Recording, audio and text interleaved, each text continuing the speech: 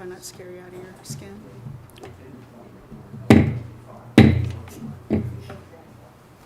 Good evening. Welcome to the City of Keystone Heights monthly council meeting. I'm glad to see all of you here this evening. Can we first of all raise to have our invocation by Pastor Clay Robinson from our Trinity Baptist Church. Heavenly Father God, thank you, Lord, so much for tonight. Thank you, God, for the beautiful weather. Thank you, God, for our leaders, God. I pray would you be with them. Go before them in this council meeting. Pray they be about the business that you would be most glorified in them going over. In Jesus' name I pray. Amen. Amen. Thank you, Sarah. Okay, I'd like to do our Pledge of Allegiance with Commander Robert Benlick starting out for us. Hand on the heart or proper hand salute.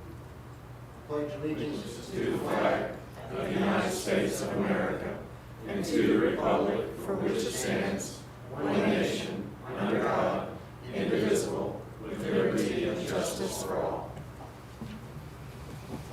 Okay. Thank you, council. I love you guys. Thank you, sir, so much for being here. Okay, roll call. Ms. Rutowski? Mayor Rodenroth. Here. Vice Mayor Hurt. Here. Councilman Bobby Brown. Here. Councilman Tony Brown. Here. Tommy. Tommy, I'll answer to whatever. Councilwoman Thompson. Here. You have a quorum, Madam Mayor. Thank you very much. So tonight, we want to present proclamation in honor of Law Enforcement Week. Director Clark, can you come up for me to present this to you on behalf of your team? Do we go?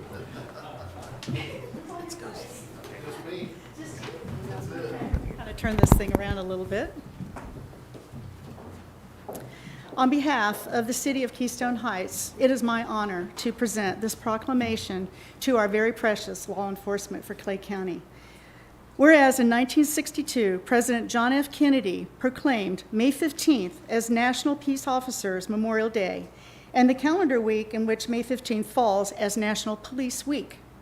Therefore, the week May 14th, 2023 through May 20th of 2023 is designated as National Police Week.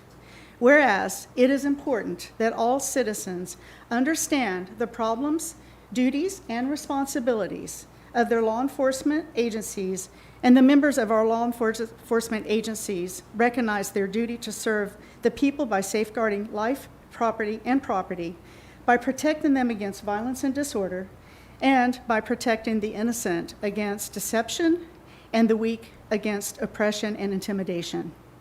Whereas our law enforcement agencies play an essential role in safeguarding the rights and freedoms which have been guaranteed by the U.S. Constitution for every citizen.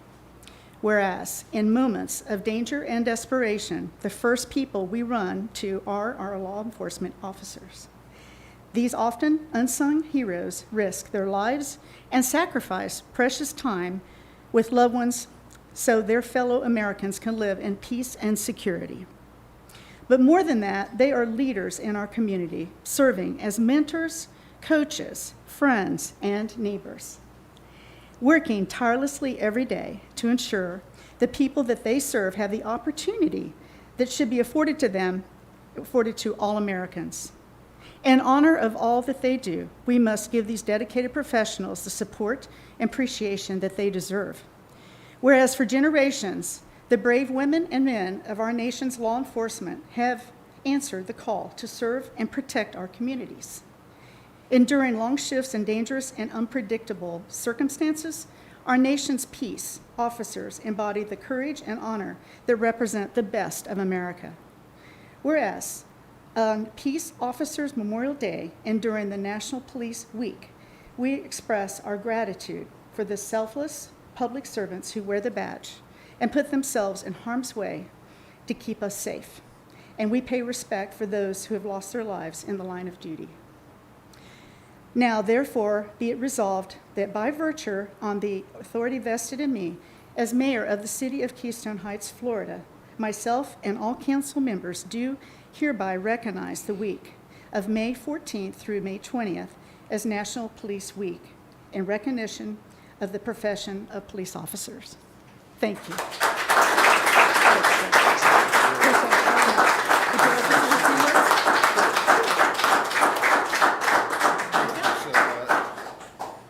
Yeah, I would just say this, that it's not just hyperbole to stand up here and say that the job is dangerous. In the 25 years that I've been with the sheriff's office here in Clay, we've added 6 to the honor roll. That's real, and they were all people that were, you know, close personal friends that I had worked with, and it affected us in ways that sometimes is hard to deal with.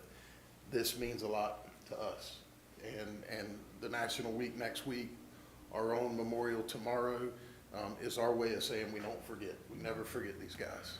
And then, so the fact that you guys notice it and reach out to us is important. And it really, really means a lot to us. So thank you very much on behalf of the sheriff and the sheriff's office.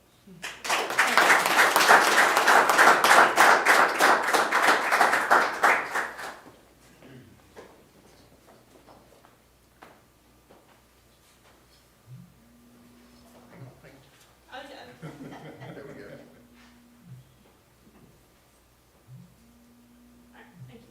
Thank you so much. Thank you. Absolutely.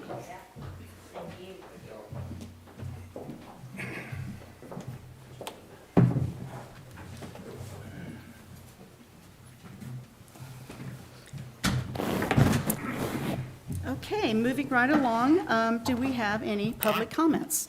I do have one, Mr. Paul Yates.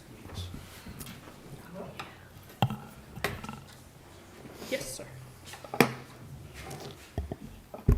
Okay, I'd like to speak a little bit about the proposal to put the Keystone Airport Authority as a department of the city of Keystone Heights. I was on the council back in 2009. The only one that was here then was Tony.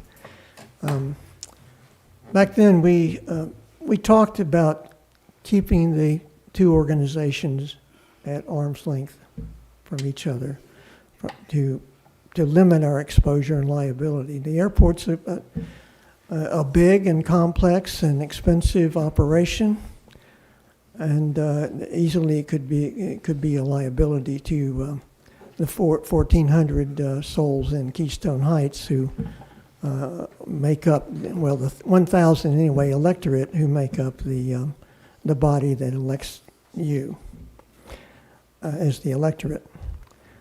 I think it's important, as you discuss it tonight, that you talk about risk management. We talked about that with the senator when he was the attorney, and whether back then the thought was that we have an independent board. They operate the airport. It's actually an independent governmental unit. They operate the airport independently of our management, and that would somewhat minimize our risk. And I think it's important that you consider that before you make them a department, because once you do that, we're in the ball game there. I mean, there's no way to limit risk. We're into it. And ultimately, there are maybe 30 or 40,000 people in the area that benefit from the air park, but there are only about 1,400 of us here that will ultimately pay a price if that risk comes to be. So that's all. Thank you. Mr. Yates. Appreciate it. Okay, next, we have an event coming up, and I believe it's in December. Did you all get a chance to look at the material that was submitted? Okay. Do we have a vote or a proposal to vote in favor? I move the application be approved. Second. Okay, great, thanks. Next, of course, is our consent. Mayor, all in favor. Madam Mayor, All you in need to favor. call for a vote. Oh, I'm sorry. Discussion and then vote. Okay, first, second, and then vote. Okay, calling for a vote. Aye. Aye. Aye. Okay, thanks. All right, next is our consent agenda, and our financials, payables, minutes from the council meeting, minutes from the CRA meeting and also the council workshop. Have you all been able to review those? Okay. Can I get an approval here? I'll make a motion, we accept the consent agenda. I'll second that. And you take a vote also with that after? Okay, aye? All in favor? Aye. Aye. Thank you. Next is appointments, vice mayor. So it looks like, Mr. Hart, your role is up. Do you want to, or what do you all feel? We have to appoint someone else. I would entertain, you've done a great job, Steve. But, I mean, I had vice mayor for a long time, and so I would like to nominate Councilwoman Thompson. I'd be in favor of that. I accept. Okay, thank you. Thank you. We need to take a second on that, or we all vote, correct? Just trying to. Nomination is one of the key things that doesn't require a second. Okay, do we all vote or not? Yes. You do, because Okay. your chart says you select from, selected by the council. Okay. Aye, yes, Aye. Aye. Aye. Aye. great. Awesome. Okay. All right, next is the Budget and Finance Committee. And I think we've been looking for someone for a while for that, right? I don't know. Madam Mayor, we have two members of council that review our financials and then go through the budget. So the former mayor was a member of the Budget and Finance meeting, so we do need to reappoint for that position. Okay, I can agree to take that position unless you guys want to make a vote on someone else. Are we doing both positions, or just, It's up to council, I mean, you can do them both together or separately.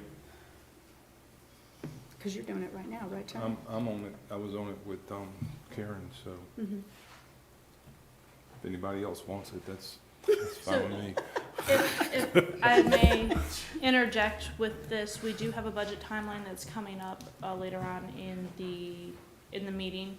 I know that there's some vacations that are happening with some of those timelines, so if any of those fall within the a budget workshop or the Budget and Finance meeting, maybe we can offer an alternative to that, just in case, because through our trim procedure, that is a very, very tight timeline.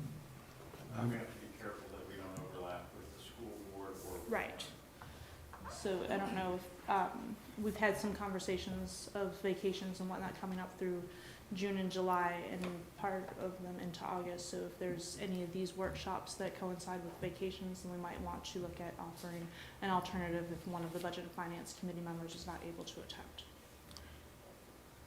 Are you gonna be here in June? Can I make a suggestion, Mayor? Mhm. I would put the vice mayor on Okay, in your place, sure.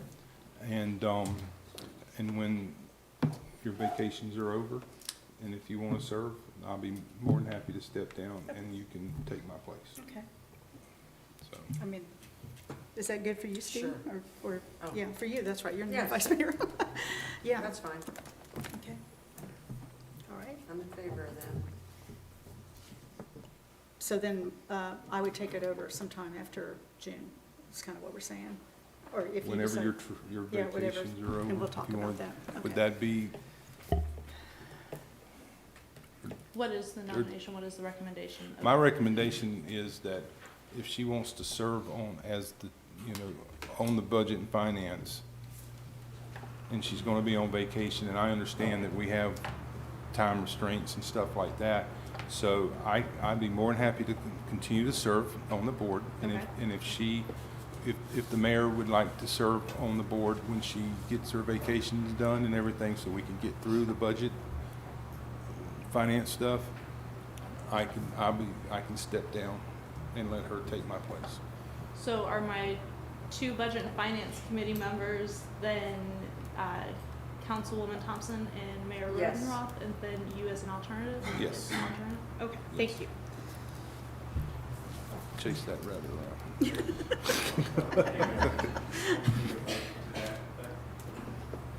Okay, can we take a vote? Aye. Aye. Aye. Aye. Thanks, great.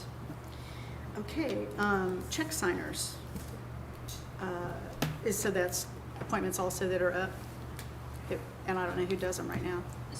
One of our check signers is always the mayor. Oh, okay. Typically, the check signers are the mayor, vice mayor, and budget and finance committee members.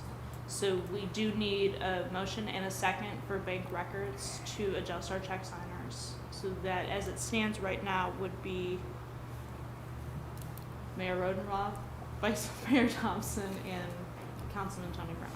Okay, And then, if, yes, so we have basically 3 people that can sign. three people.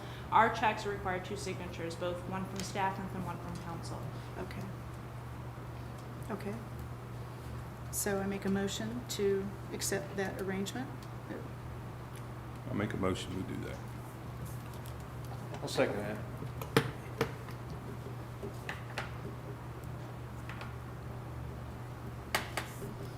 Okay.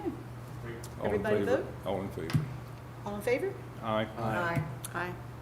All right, great. Okay, city business. We had a workshop just about a week ago. A very good workshop, I think. Learned a lot from it. And there was a motion made by Councilwoman Thompson and then seconded by Tony Brown to make the airport a department for the city of Keystone Heights. The motion was tabled by Vice Mayor Hart and then seconded by Councilman Tony Madam Brown. Mayor, this currently resides on the table. I move to remove from the table for consideration.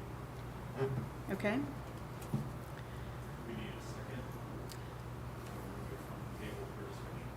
Second. okay. And vote. So take a vote? This Yes. is just not a motion, should take it off the table. Take it off the table for now? For more, okay, so we can gain more knowledge and all that? Is that what we're talking about here? Right? So we can discuss. Okay, okay, gotcha.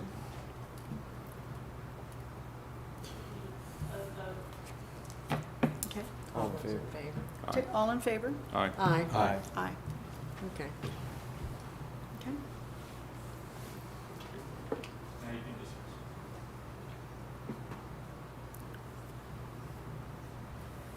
Does anybody want to start? Go ahead, Tony. You wanna go ahead and Councilman start? Tony Brown? Sure, go ahead, Mr. Brown. Okay.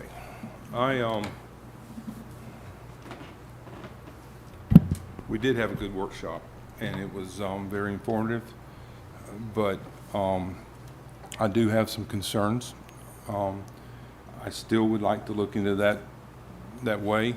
I've had the opportunity to discuss with some people, a couple, not a whole bunch, a couple of people from Palaca and on their airport and how it's ran.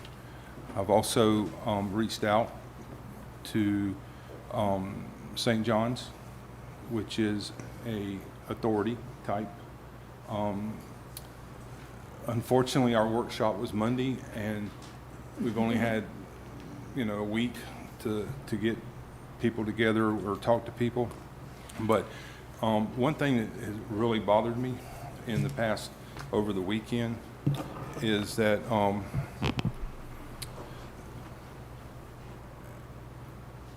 and my gut's telling me one thing, and my head's telling me something different. So I don't know which one to believe. But Friday afternoon, I received a couple phone calls. One being from an elected official in Bradford County. The other was from the county manager, which when he called, I was unable to talk to him, and because I was in a meeting with an employee. But the one thing that really bothered me was that my phone binged. That means I had a voicemail. And when I went back to listen to my voicemail, the county manager of Bradford was at a function, and his phone was on. So I got to hear some conversations, and so my fear right now, because I did not call him back, and he's probably watching us on whatever this thing is. But the one fear I have is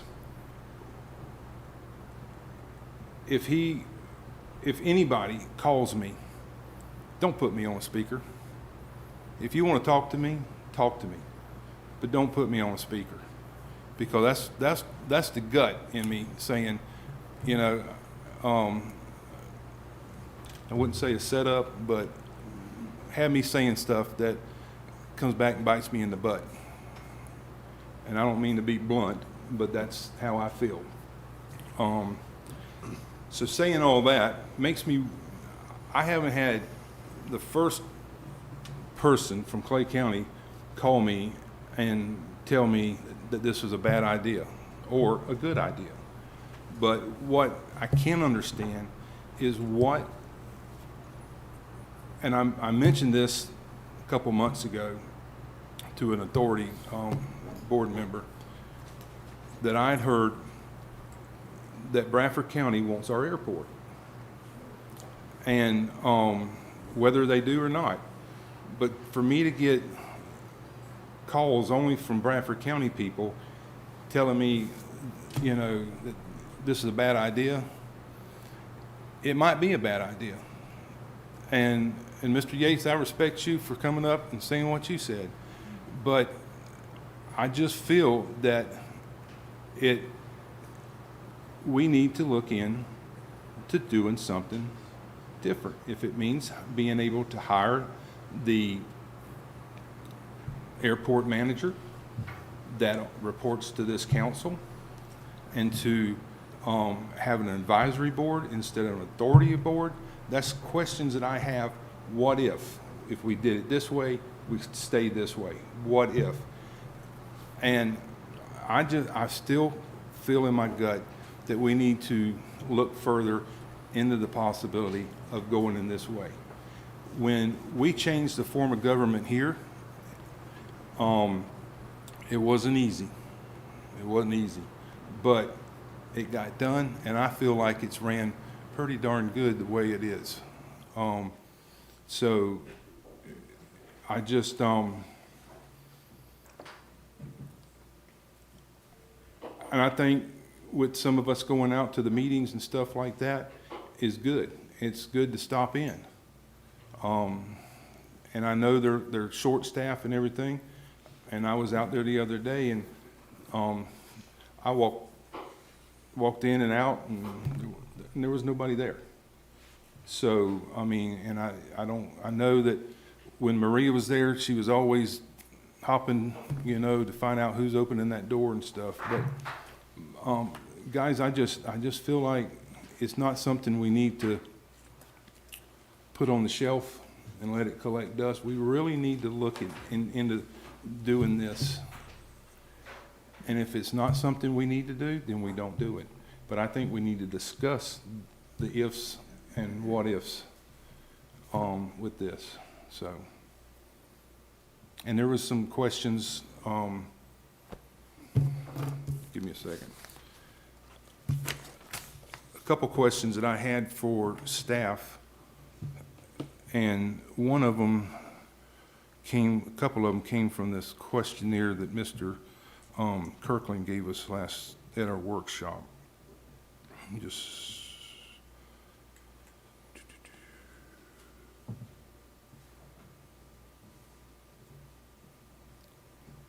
Something to do with insurance, and I can't find the doggone thing. In the way of insurance and liability, where would the city stand if something was to happen like that? I mean, I know that we discussed that a little bit last Monday, but we still, I mean, the insurance and liability that the airport has, is that with Florida League of Cities, or is that with a different policy holder?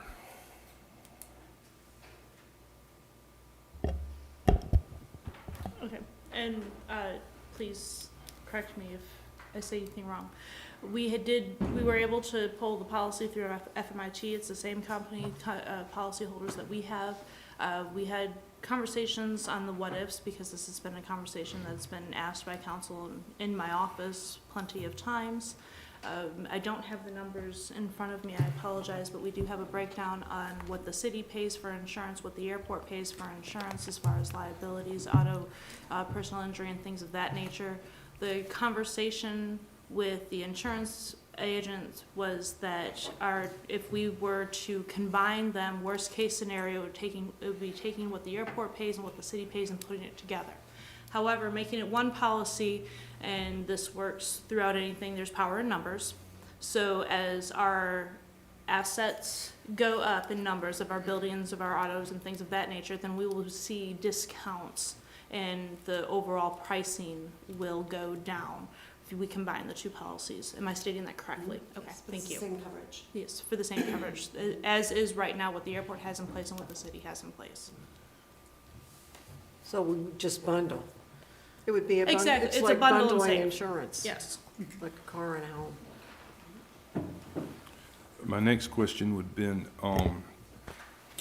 the airport engineer, provided some examples, I guess, but my question was, on the FAA and FDOT and their regulations are in place, and revenues and stuff. How would that affect the revenue,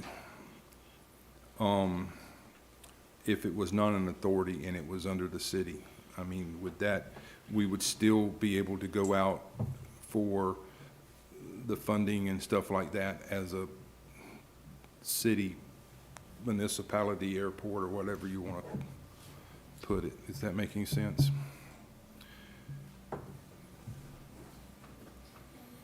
My concern is, and it was brought up, I believe, at the workshop about, So I think what you're Ready? talking about is the ready status that Bradford County Yes. holds, and because of Bradford's ready status, it has allowed the airport to apply for grants under, and I'm not an expert on this, what I heard last time, under an ability to have non-matching grants where you wouldn't have to put money up in order to match. And at least what was discussed last time was if the airport was part of a Keystone department, or a Keystone department as opposed to a dependent special district, then maybe we lose that ready status. And lose $80,000, if I recall, that was the number. I think that was one example, Was it? based, because it's a percentage of whatever the grants are. Mhm. I'm not as familiar about how that works. I don't know if ready status. Hypothetically, it could be Right, 80,000. hypothetically, it would be, at least for the last grant that was discussed, that amount. But we don't know that we would lose the ready status. That's correct. I mean, I don't personally know, because the airport's still in Bradford, I don't know that we lose ready status. It would help to probably get an answer to that. Well, I've been doing some research and I've made a few phone calls myself, and it's ongoing. I've heard really good things about the airport in Palaca. I don't see really the airport changing even if we did bring it under the city. I really don't. I see having a manager, which we have an interim manager right now, for the gentleman that's doing it now, right? We would have him, and then we would hire somebody new, and then we would have an advisory board that would take over the board that we have currently in place. I don't really see much difference, except that the manager would report to the city council. I really don't see, the ready thing is the biggest issue I think we're looking at. At this time, I really don't think that would go away, but I'm not sure about that either. Can I dive in? Oh, I'm sorry. No, that's fine. We're You mentioned something about we're already under the city. We are already under the city by virtue of our charter ordinance. We hire and fire the personnel out there, or not the personnel, but the board. We can fire with or without cause.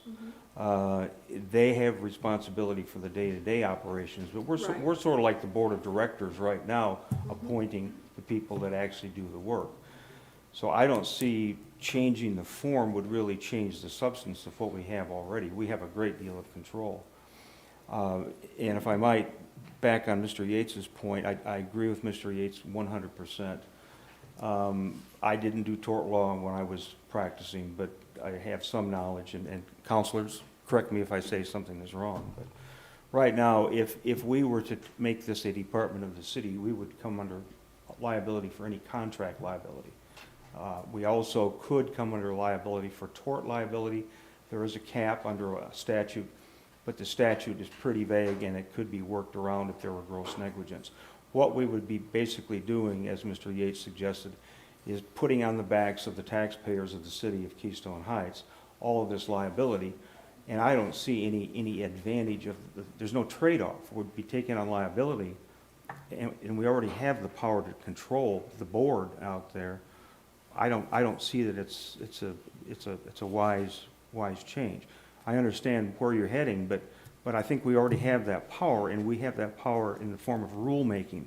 We can make rules that would supersede theirs without taking on the liability. So we can still have more control over the airport without throwing the baby without the bath.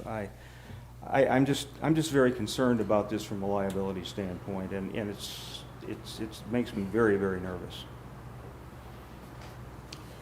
Can I ask? Mr. Vice Mayor, just as you're talking about liability, and I'll share your disclaimer, I'm not a personal injury attorney either, but having represented municipalities and local governments in the area, I can tell you that even that tort cap, there are legal maneuvers that they use to get around that almost on an every case basis. Just alleged gross negligence, and if you get a sympathetic jury, it goes away. The statute goes away. That's the way I read it. Yeah, I'm not looking to tell people how to sue us, but usually they just file Well, a federal 1983 action. Yeah, creative plaintiff's attorney will always find a way. There was a discussion earlier about the premium that would be paid, and that perhaps there might be a net savings if the policies were combined. But I haven't heard anybody discuss yet the coverage, the policy limits. What would be our policy limits if there were a disaster out there? At what point would the insurance company just throw in the pot, and they'd have to provide a defense, but basically walk away from it? Do we know what the policy limits are? So there's a $1 million coverage for personal auto and any other assets that are for the liability, yes. So just as the city, would be $1 million. Is there any co-insurance with Lloyd's or anybody like that, or is it just basically a standalone policy? I believe it's just a standalone policy. We Coun- look through the main policies that we have with Counselors, FMIT. correct me if I'm wrong, but $1 million is chump change in today's litigious society. We'd have to raise the limit, and that might do away with any savings we would have in the premium. So my understanding is the city manager looked at the $1 million number because that's the limit that the airport's carrying right now. Yeah. I agree with you. I think especially over the past 5 years, no matter what structure we decide to move forward with, the airport should either increase those liability limits, or if it's a city department, should increase those liability limits. Yeah, I carry $1 million for my business.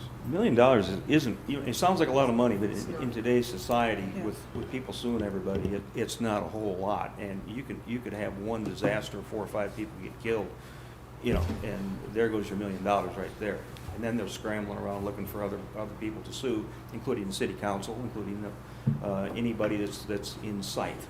So that's what makes me nervous. It really does. And what used to be common at 1 million, now you're seeing 2 million per occurrence, 5 million aggregate. Yeah. So we'd almost have to get, if we could, get co-insurance through Lloyd's or somebody for the real catastrophe. I don't know. I don't know how that. I don't do would insurance, happen. but that would seem to be a wise thing to look into. So just for those reasons, no other reasons. In fact, we already have control, and the fact that we're taking on liability, there's no trade-off. What are we getting for the deal? I think it's a bad idea. But, Mr. Brown, I'm not at all adverse to continuing to study this and perhaps coming back with a set of rules to tighten things down a little bit that would be binding upon their board without taking the liability on. That's my view.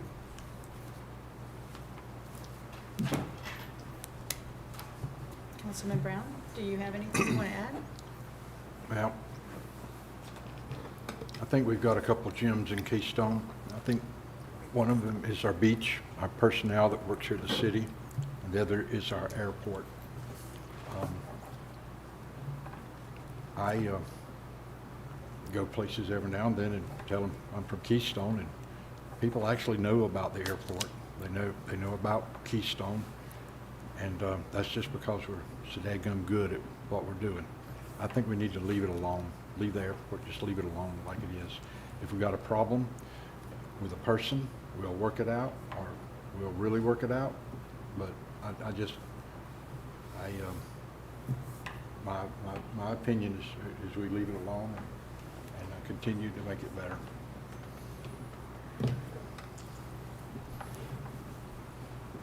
Okay, thank you. Thank you. As y'all know, I'm the new guy on the block, and I've been witnessing things over the last couple of years with our regular meetings and also at our workshop, which I felt like I learned a ton of things.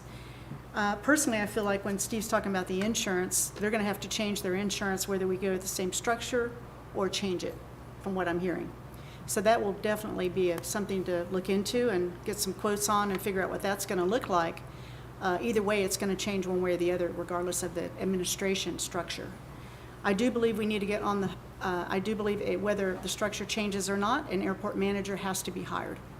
And that person we're going to need to go on a national search and find the right qualified person who can run that role out there for us. Because the authority is not the persons who run the day-to-day. That is not their job. They're no different than we are as far as their structure. We don't tell Lynn and her team how to do their jobs. That airport manager has to be the one who runs everything that goes on out there. So that to me is a priority that I think has to happen. I know we have an interim currently, but we need to find that person and depend on experts to help us identify who the candidates would be for consideration. The other thing for me personally, I do want to know more. I feel like it is important to have as much information since I'm new on the block and you guys have different varied experiences with everything that goes on out there. I want to know more information myself, and I will be at your meeting tomorrow night, and I will be at future ones as well. But I do want to even show up during the day and kind of see what goes on during the day, with everyone working there. Because I really want to feel like I've made the fair and the correct, wisest decision that I can make. I do think we need to identify a timeline. We don't want to drag this thing on for months or, you know what I'm saying? Right. Whether it's 90 days, whether it's, I would hope we could do something within 90 days. We're either doing it or we're not, as far as the change of structure. Could I make a couple of observations? Number one, I don't think it would be out of line, and I don't think we'd be taking on any liability if we could have a seat at the table in the discussion of the hiring of the manager, knowing right now under the current structure, your board, Mr. Kirkland, would have the authority to hire and fire. Just like we have the ability to hire and fire our city manager. Same idea.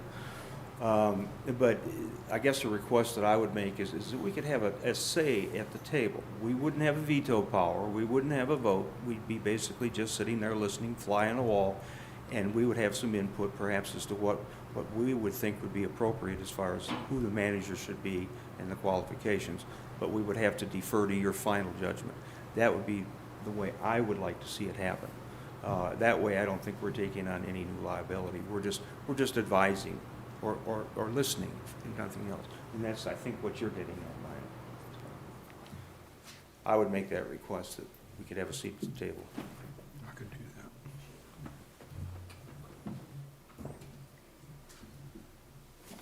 that. Any other comments? I honestly do, I agree that I would love to change it tonight, but there is some unanswered questions. I know that when they went to the authority and made the authority, they didn't do it in 2 meetings. It's something, and it is important. It's just my concern is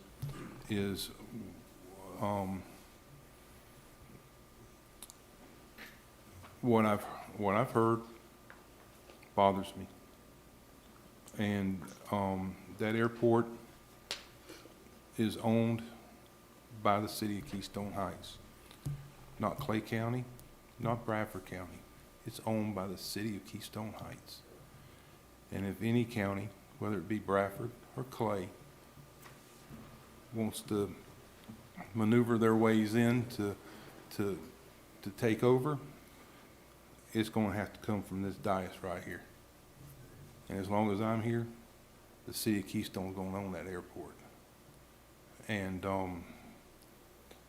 appreciate the ready stat, but it doesn't, I don't think if we changed that would be lost because of the property that's in Bradford County. And if that comes up, we have friends in Tallahassee that we can go sit down and meet with. And but I would like to keep this on the table. As So far as we the can- ownership of the airport, I'm sorry. So we can continue to get our questions answered and make a decision. I mean, my decision right now would be to change it, but it's probably a little bit too premature, unfortunately. But there's, that's just how I feel. That's my personal opinion. Don't take it to the bank. Mr. Brown, regarding the ownership of the airport, that would never change unless there was an attempt to condemn by the county, and they can't do that. We will continue to own it as long as the city wants to own it. We're just talking about who's going to run it. That's all. I understand that, okay. but I have my reasons. Okay. And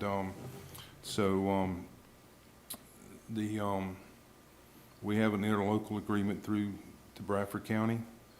And that's another thing with going to the table with hiring a manager out there. I'd also like to know when we're using that interlocal with Bradford County, any projects or anything like that, that this council knows about it before it's done. In the way of the interlocal agreement, because that's not, my understanding, that is not through the authority, that's through the city council. So, that's something that we need to make sure of. So, but I would like to keep it on the agenda, if council is okay with that. So, Madam Mayor, if it's the pleasure of council, then I can just keep this on as an agenda item until it's removed. That way we don't have to go through motions every month. It can just be discussed as a point of conversation until someone wants to make a motion to do Okay. so. So do we need to take a vote on that? No, okay. But I would like to propose us identify a timeline and a date that we can agree that works for us, that we have the time to investigate and get our answers that we need, so we don't drag this out. I just feel like that's something that has to happen. Perhaps after the budget process is done.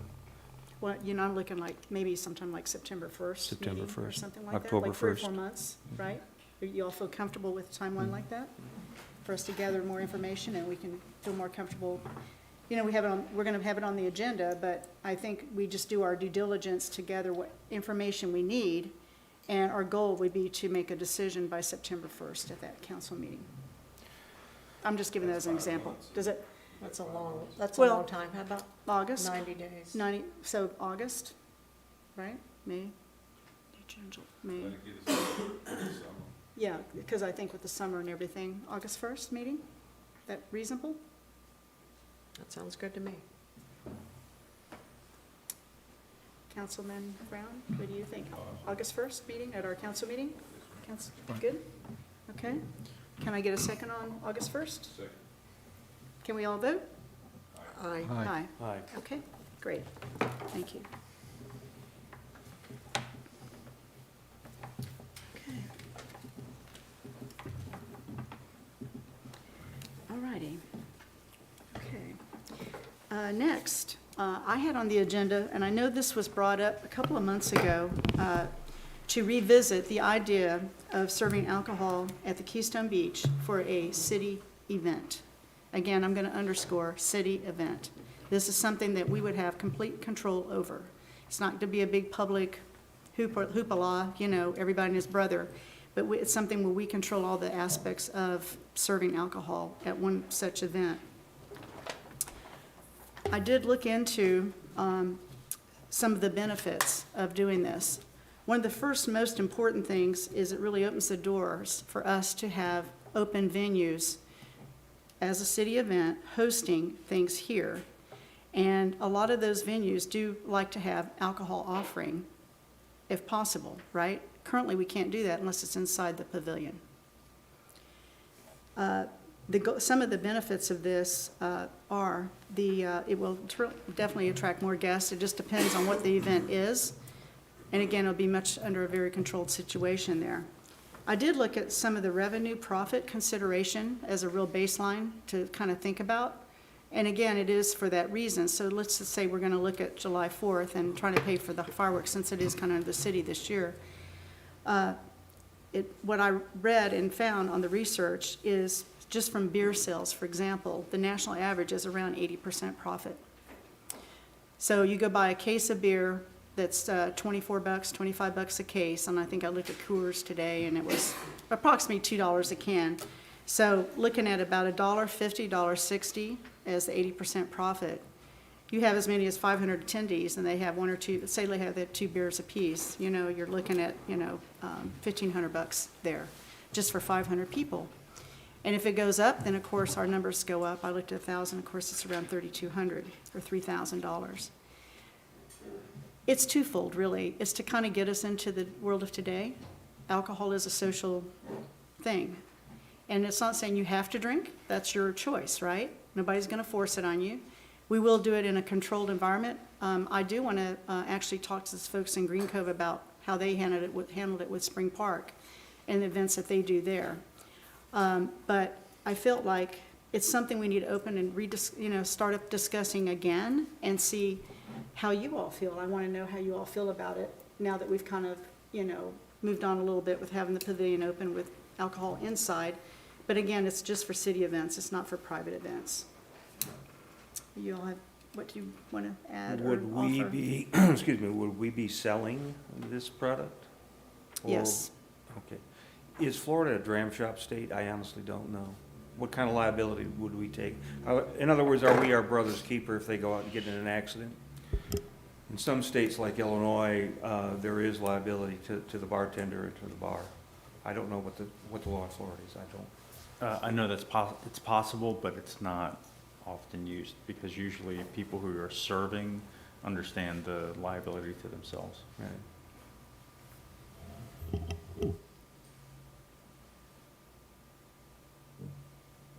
You want to go down the table? Or you Go wanna- ahead. Well, I have always been against it, only because, and I know it would be a city event, but then again, there's still going to be kids. And that's my biggest issue that I have is it being around the kids, and I know that, I mean, kids they're around it probably at home and around, whatever, but I just, to me, that beach and that playground is the environment for families and kids and stuff, and I'm just not, I'm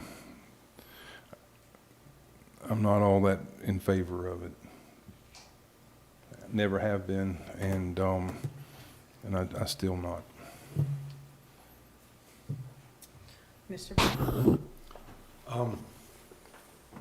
I think I'm going to agree with Tony on this.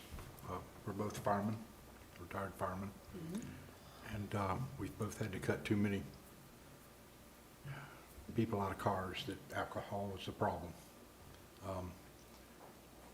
Nowadays, you can take a little pill, and then one beer will get you where you don't need to be doing nothing. You shouldn't be there to start with.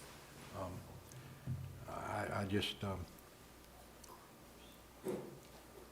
think our police have enough to do for crowd control and stuff. They do a great job. And I just personally don't think we need to add that to them. That's just my feelings on it. Okay. So you're talking, you say city events. Mm-hmm. So that's all, that's the 4th of July? That's all our like, events that we have throughout the year? So it's also like Northeast Florida League of Cities wants to be Right, there. right. It'd be a venue like that in a very controlled environment. Right. They get drink tickets. And it's very only, monitored. it's timed. It's a timed It's a timed event. event. That's yeah. correct. And you control like how you, bracelets on people who are of age. They get drink tickets. You limit the capacity of what they're allowed to have during that period of time. Mhm. We have police or whoever we need hired to be on guard to watch people where they're going. We have the gates. You can't come into the gate. Right. So there's a lot of internal things, no different than like if you're at a football game or any kind of an open type of venue, even that's even more public.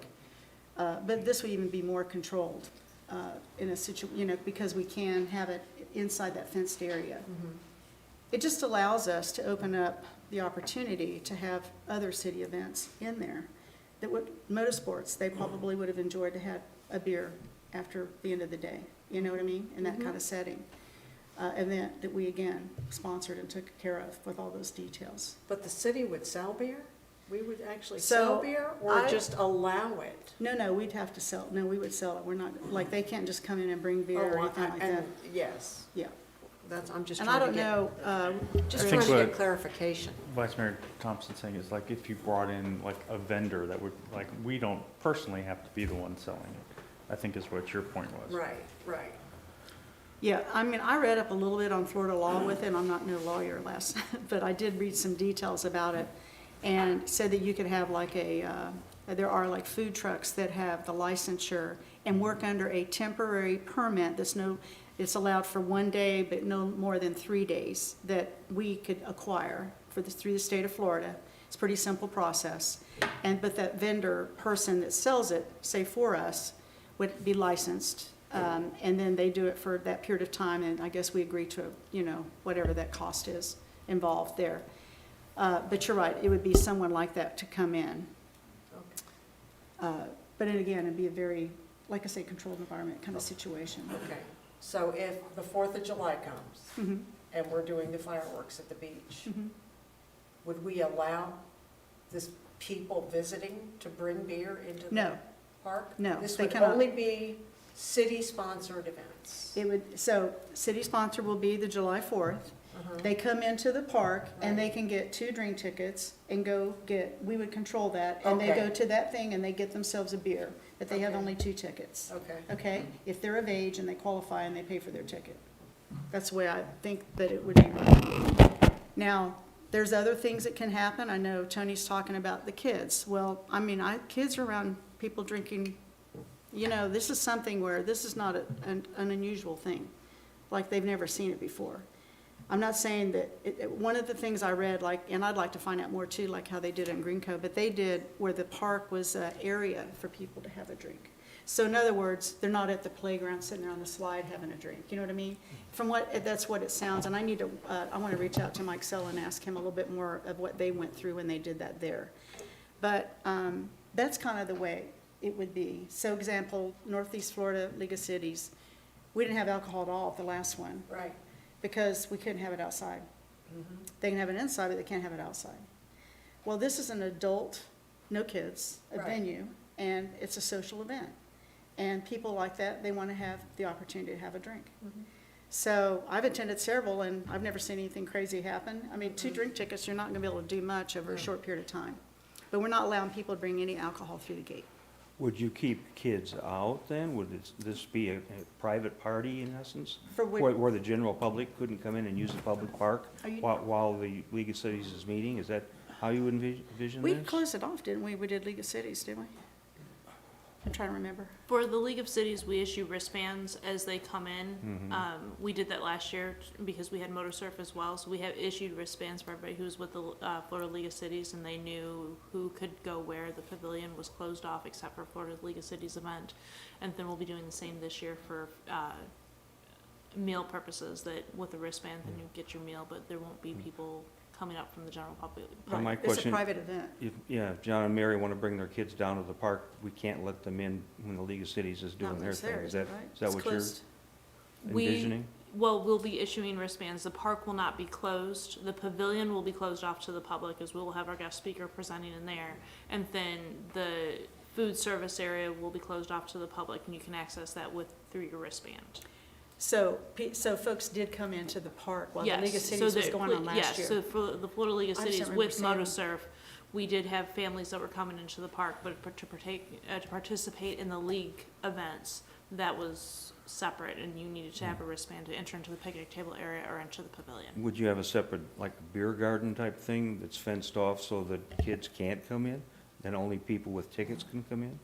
Is that, I think that's up for consideration. I mean, from what I read, what they did in Green Cove is they had areas of the park there kind of quartered off, Yeah. if people want to have a drink. like a beer garden? Yeah, and it was like if they do 4th of July, or they have a big spring festival, like they have a big festival coming up, and they offer alcohol, from what I hear. So, yeah, I think we need to learn, but I feel like it's something certainly worth considering. And, you know, and again, we can control it the way we want to control it. You know, we don't have to just say, okay, we're just open the whole beach up and everybody's like a free-for-all. If we want to have secorded areas off or sectioned areas off, then we can do that. I mean, you know. As I we mean, I are, would- since we are the representatives of the people, I would kind of like to hear what the general populace in the city would think of this idea. I think, you know, there are religious issues, I think, that could pop up, social issues. I would just like to maybe have a little more study on this, talk to some people, get some feedback, and see what the general consensus is anecdotally from the public as to whether or not they think this is a good idea. Because our job is to represent them. I mean, Right. yeah. So how do we go about getting that from the public? Do we go knock on doors? Ask, talk to people. Okay. Well, I don't know. I mean, because, I mean, if it's only gonna be for city events, it's for city events. Mhm. And I think that if we have, for the most part, I've been to plenty of the League of City dinners. I've never, like the mayor said, I haven't ever seen anybody get out of control on 2 drinks. I don't drink, but I'm fine with allowing people to have 2 drinks at the beach, sitting out under the live oaks. I'm fine with that. And I think that, you know, if it's a city event, then we control that. As long as it's a controlled environment and things don't get crazy. That's my opinion. And, you know, we can always try it, and if we don't like the outcome, we can always take it away. I mean, you know, that's kind of, Are people that are attending the League of Cities going to be that inconvenienced if they're restricted to the pavilion and the deck around the pavilion? Because I think that's the way the ordinance reads. It's think not it's- just inside the pavilion. I think it's just inside the pavilion. It's inside. It's inside the It's- pavilion. has to go it's- back. Inside. If I'm not mistaken, one of the particulars was they could not go off that deck. Off the deck. Off the deck? Okay. Right. Oh, okay. So they can still go out and enjoy the fresh air without going out and mingling with kids and that sort of thing. But it's like, okay, you can be here and have this drink in here, but you can't leave and go out there on that picnic table for the presentation. Yeah, for no the red drink. cups, no red cups on the beach. And I like to chime in about the Florida League of Cities. I sat on the board for several years, and I brought this up several months ago when we were talking about having it here. Last year it was attended pretty good. The invitations have already gone out with the understanding that there was not going to be any alcohol. And when I approached the board of directors, nobody had a problem with it. I mean, not having it, I mean, all the other venues do have it. All the other venues have a place to have it and have alcohol. Unfortunately, we don't have a venue inside the city limits that we could use. But I've only had one council person from another city confront me about it, and what he says to me, I take with a grain of salt, because, but honestly, this got brought out in a board meeting probably 4 or 5 months ago with the understanding that we were not able to have it outside. And there was no problem with the board. So I think our staff is going to have a darn good event for us, and we're going to be very proud of it without the alcohol. And maybe next year, if we can find a venue inside the city limits, then we change it. But that takes away the opportunity of showing off our beautiful beach and pavilion. My problem is 4th of July. I also sat in years past on OCD, which is our Country Day Committee. And unfortunately, the past several years, the beer sales started dropping.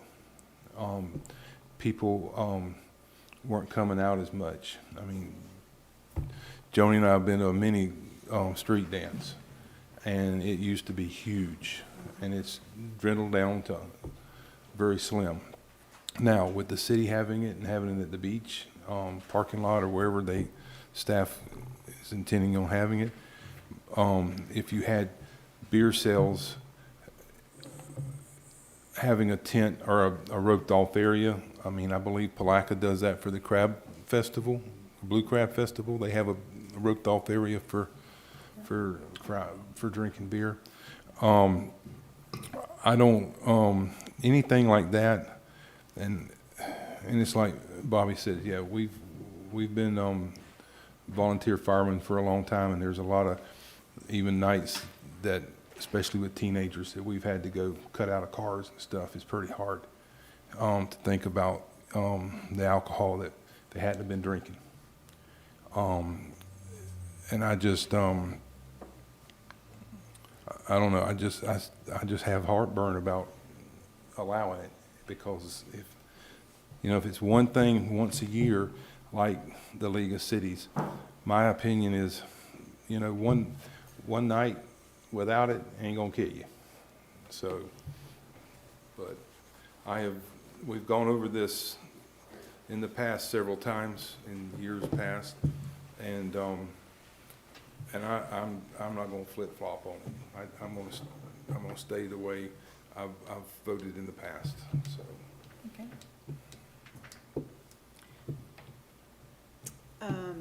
Well, I mean, based on what I'm hearing, do you guys want to vote to pursue it and get more information and maybe make a decision, and won't be for this year, but maybe for a future decision? Get some more information on how other places do it and entertain those ideas? Or do you want to say, no, we're not going to spend our I time? don't want to say no.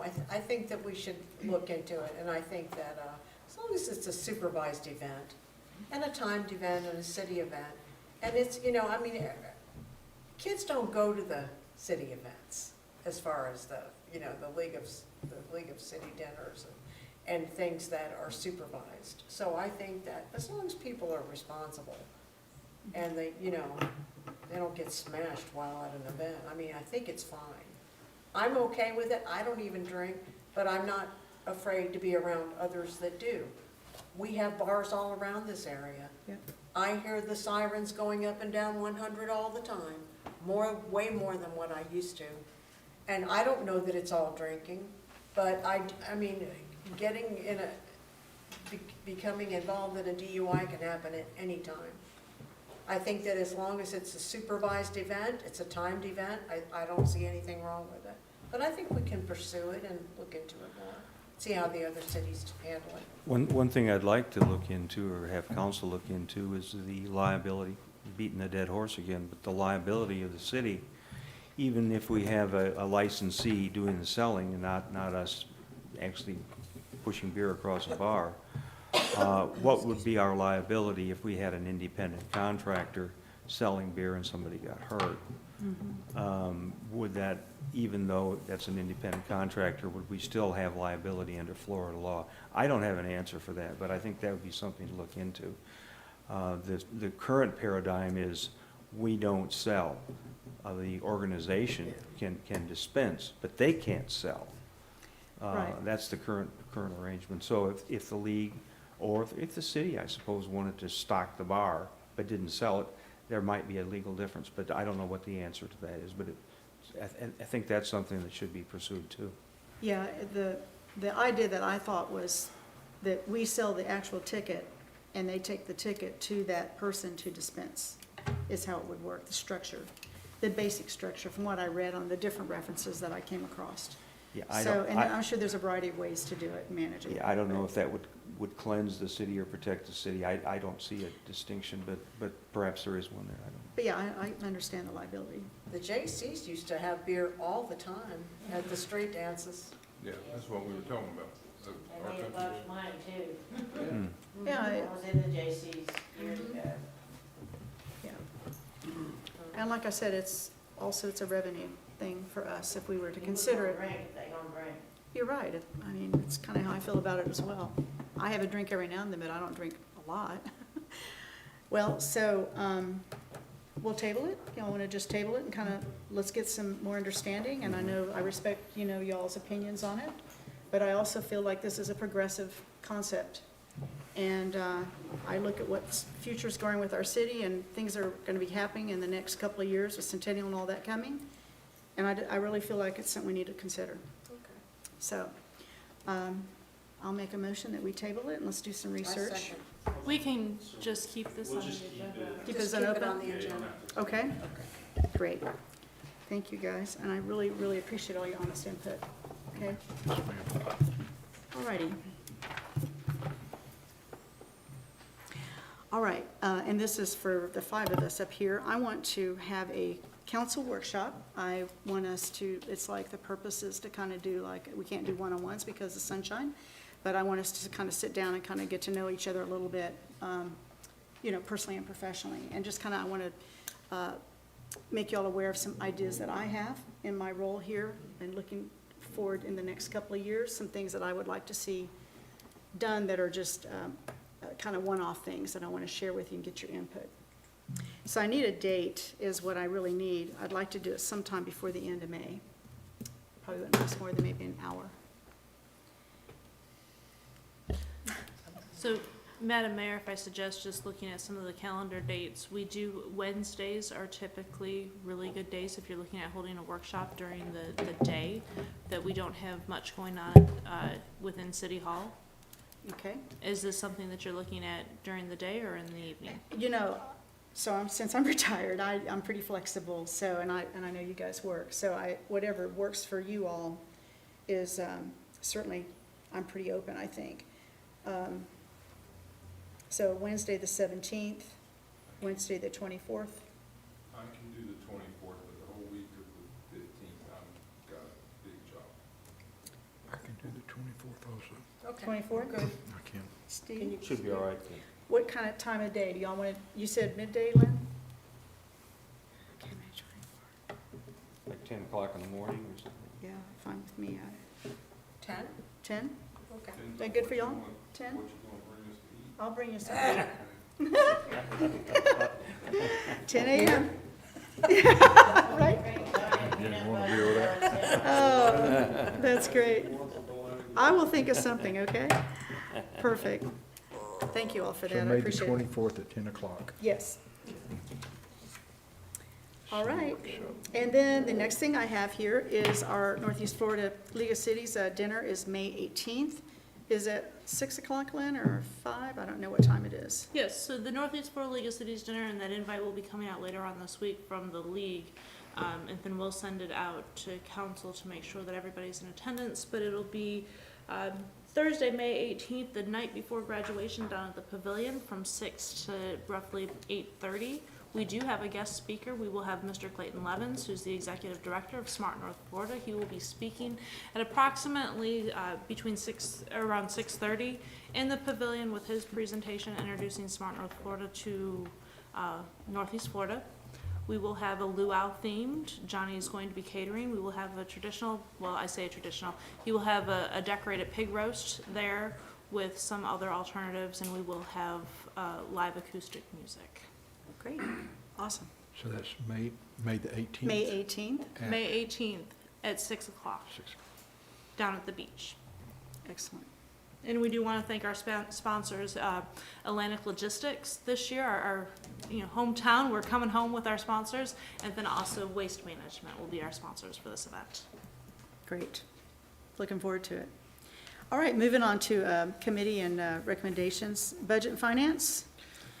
Madam Mayor, if I may, you do have a budget timeline that was included in your packets, and I did go through it with each member of council. I want to make sure that it's understood that throughout the trim process and the budget process, these days are extremely important.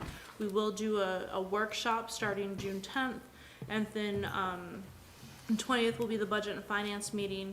We will be setting maximum millage rate at our next city council meeting, which is going to be scheduled for July 10th because of the 4th of July.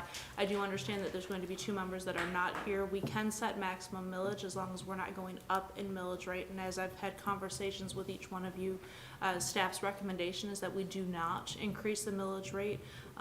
We will set budgets with where we're at right now at our current millage of 4.2901. With that being said, I do stress it is so important throughout this budget season that you do make as many meetings as possible, and then specifically the meetings that are in September, because we cannot pass budget unless all 5 of you are here. So are there any questions regarding the timeline? Perfect. Thank you. Vice Mayor Hart, Growth Management. I have no report. Okay.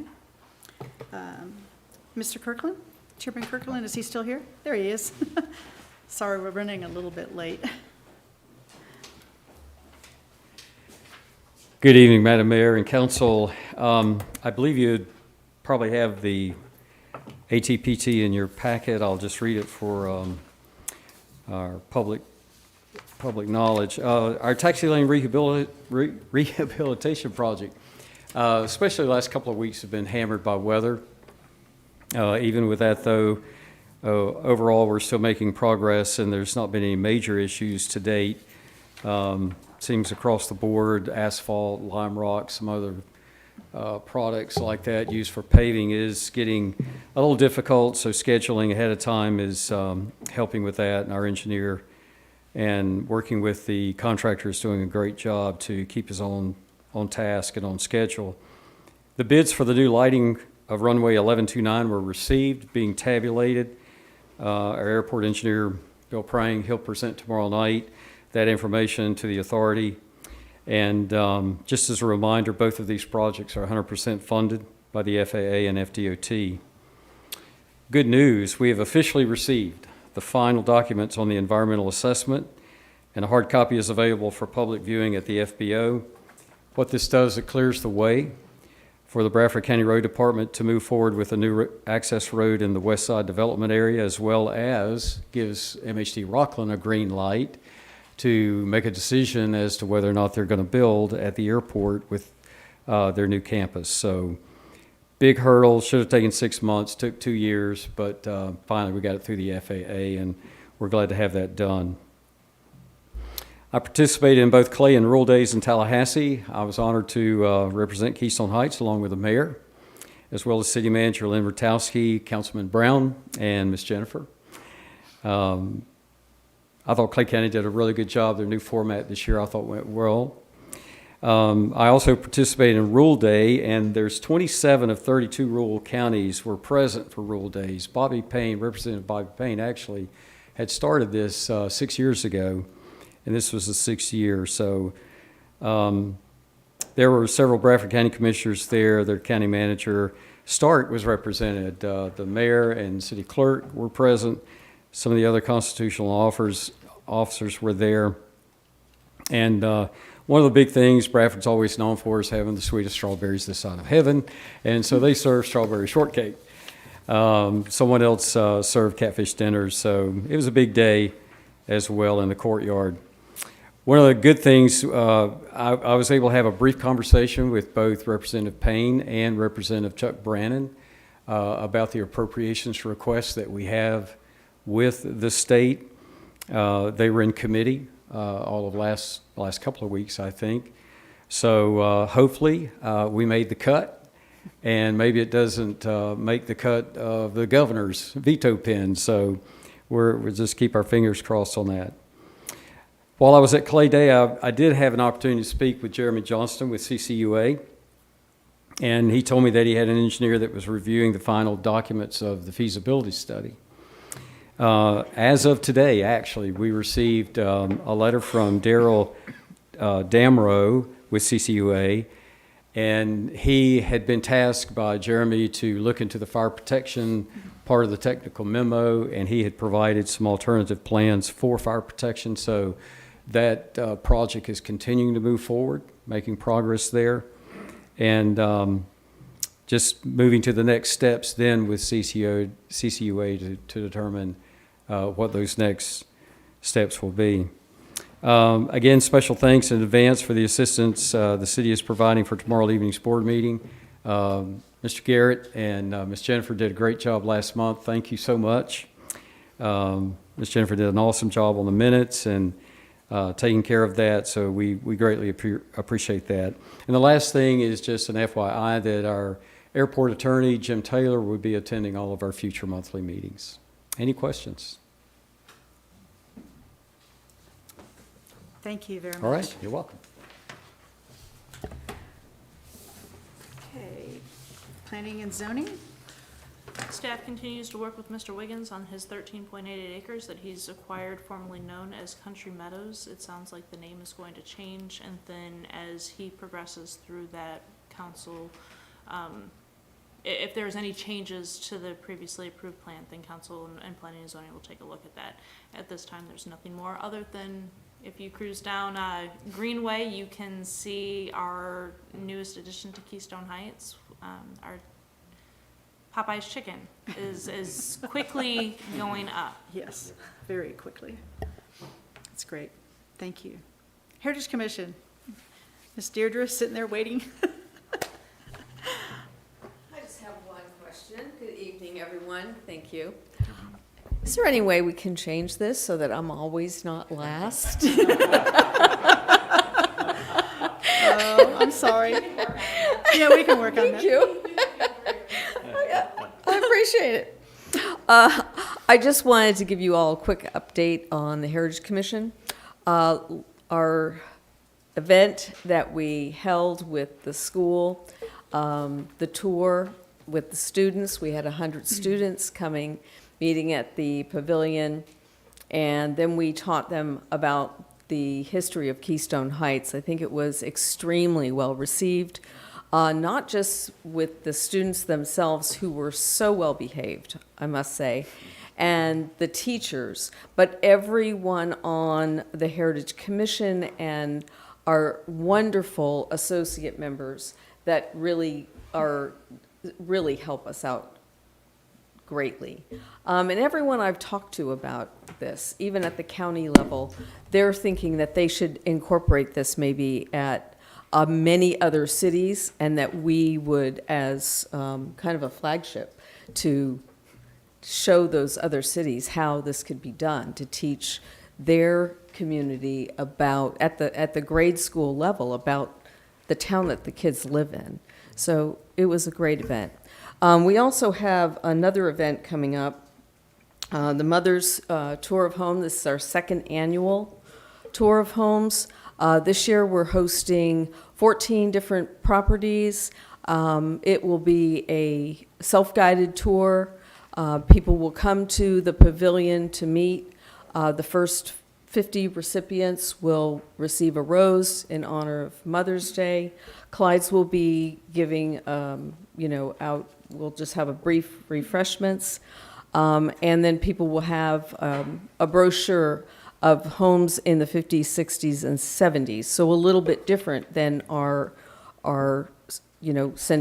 centennial, what's the word I'm looking for? 100-year-old homes, century-old homes. Thank you. And so this would be hosted on Saturday, May 13th from 10 to 1 o'clock. I would invite the mayor and council to attend. It's been very well attended and received in the past. And so, again, it just really brings tourism to Keystone and a lot of buzz about the gem that we have in this community. So thank you all. Thank you. Question on that, is that going to be a walking tour, or are you going to have golf carts, or how? are you No, gonna- no, no, it's a walking tour. Strictly walking? Mm-hmm, yep. Yep. Any other questions, comments? Thank you. All right, thank you. Okay. So moving on to council, any comments? Mr. Brown? I have a request to sit in the middle. I had the privilege of going out, I believe it was 2 Saturdays ago, to Camp Blanding. When I was mayor, I was unable to attend because I was sick, but the changing of the leadership of our Florida National Guard. And it was hot, but we weren't as hot as those soldiers and airmen that were having to stand out there for a few hours. But it was a very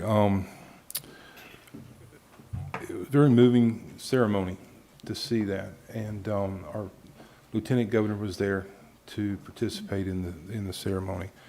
The other thing is, I would like to tomorrow they're having the memorial service or memorial for the fallen over in Green Cove. It is in Green Cove, right? I saw the invitation. Or no, it's at the Moose at 9 a.m. If you're up and you're able to attend, Clay County and Sheriff's Department, and really they do it upright. And having a family member. And if you're ever in Washington, I'll put a poke into this one. If you're ever in Washington, go by the memorial wall for our fallen police officers. We have a family member that's on that wall, and but if you're up in the morning, I would highly suggest going, because, and just take a hanky or tissue, because when them bagpipes start, you get it. Thank you, thank you. Mr. Yeah, Brown? Amazing Grace will get you every time. I attended, it was a sheriff net thing at the Catholic Church, and our sheriff, limping as she was, she's, I think, has recovered well from her broken leg or whatever, but I met a lot of real good people. Our sheriff's department we can be proud of. You go to any other county fair in this area to see how bad the crowds can get. You go to the Clay County Fair, and it's just like, man, you can't feel any safer. The sheriffs are there; they're in control, making sure that everybody is, taken care of, looked out after, and I really respect you guys, and thank you for what you do. And that's all I've got. Thank you. Thank you very much. Ms. Chris? I have some comments about the Motor Surf event. It was awesome.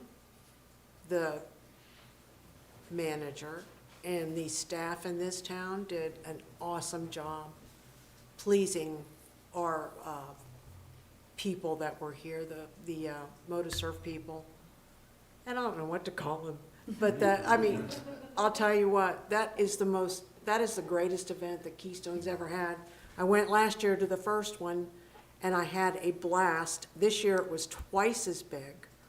It was just an amazing day. The weather was beautiful. The people were great. And we had a huge attendance. We had food trucks. It was wonderful. And it was exhausting, but it was so much fun. And I can't wait till next year. I went to, the sheriffs also gave a presentation at the pavilion last Thursday, I can't remember, I'm sorry. At the same time that Bobby was at the St. William's Hall. Yeah. So I was at the one at the pavilion, and it was very interesting. They talked about the Safer Watch app, and I got some help with my Safer Watch app. But it was very interesting. They talked to the businesses about how to keep safe, and they have a decal you can put on the front of your business so that anybody who's gonna think of doing some monkey business with your business will show that you are under they'll be under surveillance. So I think it was a really good time. I've been doing a lot lately, but it was this town is just an amazing place to be. I love it here, and I'm very proud to be up here. That's all. Thank you. I'd like to give a shout out to Lynn and Christina and the whole staff, really, for making the spring fling event, Yes. which was coexistent with the thing at the beach.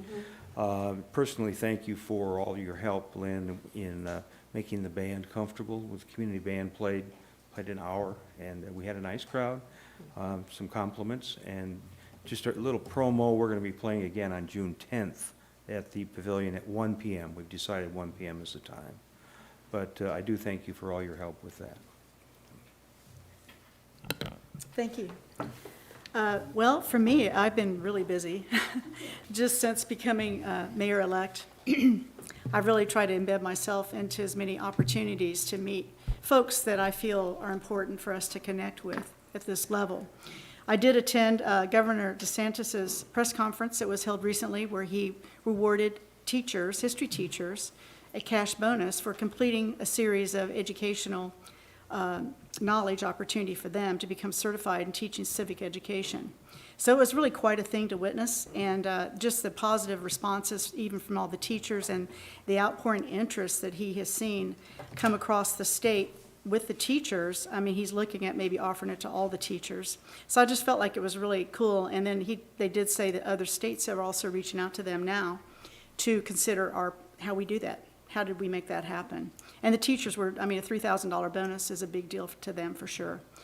Also, I did attend the 2-day Tallahassee trip for Clay Day, representing with our city leadership, and I think we really learned a lot while we were there. I had not ever been there in that type of a setting or venue, but I did get to understand kind of how it works. We sat in on the House of Representatives, actually making and signing bills to observe how that process happens. And then, of course, I got to meet a lot of new folks that I have not met within the Clay County area. My God, hands down, Motor Surf was just outstanding. The athletes were so gracious. I mean, they came up to us individually, thanking us for our hospitality. I really spoke to this one gentleman from Canada, the guy with the dog. Yeah, such a nice guy, and he loves this town. I mean, he honestly said, I'm trying to move here. I want to leave Canada, and I want to move here. He said, you have no idea how great you all have it here in Florida. Absolutely no idea with the freedom that we have. And just hearing that, and just so emotional, him talking about it, it was just really a great feeling and a great sense of pride I felt. Also, I was at the Sheriff's Net meeting last week, and like Mr. Brown was also there, I think we had a pretty decent turnout. Sheriff Cook, what an outstanding lady she is. She shared with us a lot of statistics. She did address crime in our city, the little bit that we've had, and really kind of shared some events that have happened and allowed people to ask questions about that for clarification. Thought she was really great on her responses with that, and really reminded us that at the end of the day, we really are in great shape here in Keystone Heights. And again, that information, she gave us printouts and stuff of all the details, which were really quite impressive, I think. Clearly, she has a remarkable team that supports her. I don't know how she does it with 6 children, to be honest with you. But what a nice, nice lady. Additionally, I have been doing some presentations around the community. I did attend the Leadership Clay field trip that was here and shared with them some of the history of our city to kind of give them a feel for all the different things that have happened here over the years, in the last 100 years or so. I attended the Rotary Club meeting that they had a month ago and did similar, but also a little bit about my background professionally. Did go to the field trip, as Deidre commented, and I'll tell you right now, watching those kids marching down, 120 children march down all the way from the elementary school into the pavilion, single file line, walked into that pavilion. We're playing Americana Lee Greenwood music, and they were so respectful. Like, they walked right in and sat down, told us thank you for what we were doing there to show them the information that they didn't know much about. And then came to us later and tell us, like, some of these certain kids would just come and approach us and say, thank you so much for doing this. So I felt like it was certainly a great trip. The principal wants us to do it again. She totally applauded it. She said, I'd like to see this even reached out to other grades. So it was really great. I did attend the job fair last week, had a booth at the elementary school for the sixth graders to talk about how to become a histology technician in the laboratory and pathology. And that was also quite an experience. So, ironically, at the motor surf event, this little girl came up to me and she says, "Hi, I'm Mariah. How are you doing?" And I said, "Well, thank you. I'm doing great." She says, "And you're the mayor, right?" And I said, "Yeah." She sees my shirt. She gave me a hug. She said, "Thank you again so much for a few weeks ago." I'm like, "Well, did you attend the field trip?" And she says, "Yes." And I said, "Oh, did you have fun? Did you learn something new?" "Oh my gosh, yeah, it was one of the best times ever." Her father came up to me later and he said, "She has done nothing but talk about this for the last 2 weeks. She had a blast. So thank you so much for doing this." And I'll tell you right now, that's why I'm in this position. I really love being part of that and seeing the community respond. I saw it with the Heritage Commission in the last year, some of the things we did in the community, and I feel like we have so much opportunity here because we have such a quaint, cute little town. So thanks for listening to me tonight with all of that. I'm done with what I've been doing, so. Ms. Rotowski, any comments? Yes, Madam Mayor, so just some business of the council for our July meetings. The first Monday of the month is July 3rd, that is followed by July 4th, which is going to be a very busy day for staff. So I have a motion proposed to move the July 3rd meeting to the following Monday, July 10th, and then as well, because staff will be working July 4th, to be able to close City Hall on July 7th, giving staff an opportunity to enjoy their family during that holiday week. So if that's suitable to council, if we could have a motion to go ahead and do that. I'll make that motion. Second. I'll say aye. Aye. Aye. Thank you. All right, a couple items of business. You'll be getting an email later on this evening inviting everybody to a virtual TIP from the North Florida Transportation Planning Organization. Typically, we have Mr. Milton that comes in from the from the TPO, that he does the Clay County version of what's in their transportation planning document. That's going to be held virtually. It's just an educational session only, so you can log into a Zoom. They're going to do that virtual. If you have any questions regarding the Clay County portion of this, then you can contact me and then we can discuss that with their staff individually when I want to bring them to a council meeting. So I will be sending that virtual email or virtual invite out. It is listed on the TPO website, so it is advertised, and that'll be next Monday the 8th at 4:30, and then you can log in from your computer at the comfort of your own home. Moving on, council having one-on-one conversations. Council likes the capability of having their agenda and packets delivered ahead of time, so we are going to move forward with any agenda items will be due to staff the Monday before a council meeting, 1 week ahead of time. That way we can work at getting the packets out by that Wednesday, and you have Thursday or Friday to have any conversations with staff regarding any agenda item. You said the Monday before? The Monday before each meeting, so Okay. 1 week before the meeting, the week prior.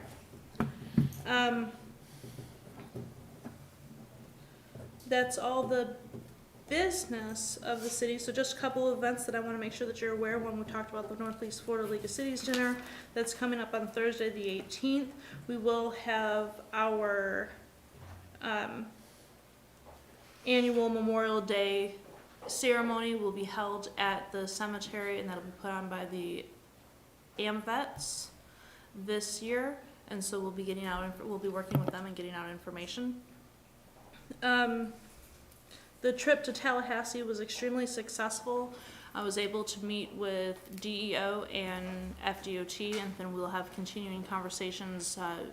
Our Clay County EDC, and that's a whole lot of letters, but the Clay County EDC will be meeting with me and myself and DEO to discuss some future funding opportunities. So that's exciting news for the city of Keystone Heights.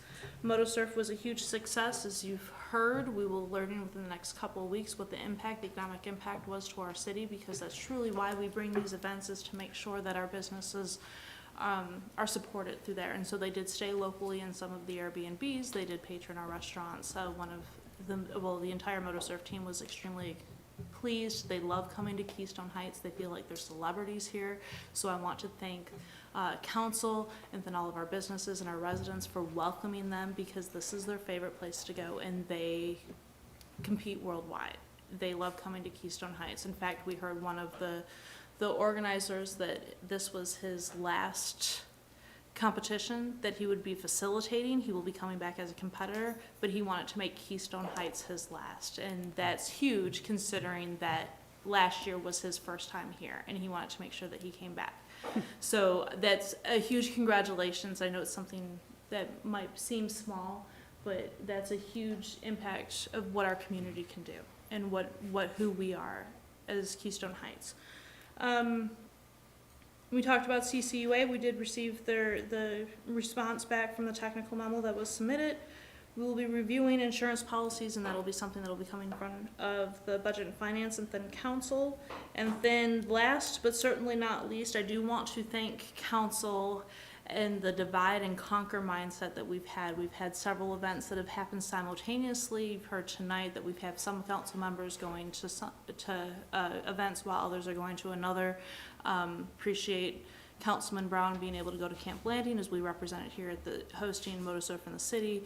Councilwoman Thompson went to the LRPP as Councilman Bobby Brown, and the mayor went to the Sheriff's Net, and so that's fantastic, and I truly enjoy anytime that a member of council wants to attend any of these events with me. With that being said, that's all I have. Mr. Rich, do you have any? No? Well, I am very sorry this went over 36 minutes. Thanks, everyone, for coming, and our meeting is adjourned.